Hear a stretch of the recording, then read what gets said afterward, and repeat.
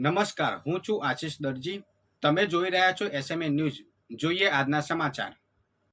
મહેસાણાના રામપુરા ગામે ભારતીય જનતા પાર્ટી દ્વારા તિરંગા યાત્રા અંતર્ગત મિટિંગ યોજાઈ. મહેસાણાના રામપુરામાં ભારતીય જનતા પાર્ટી દ્વારા આયોજિત મિટિંગમાં આગામી 15મી ઓગસ્ટને સ્વાતંત્ર્ય પર્વની ઉજવણીની ચર્ચા વિચારણાઓ કરવામાં આવી હતી.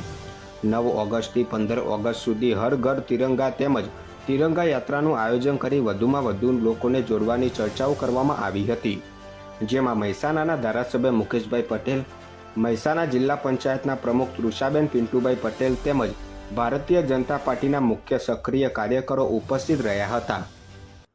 વધુ સમાચાર માટે જોતા રહો એસએમએ ન્યૂઝ.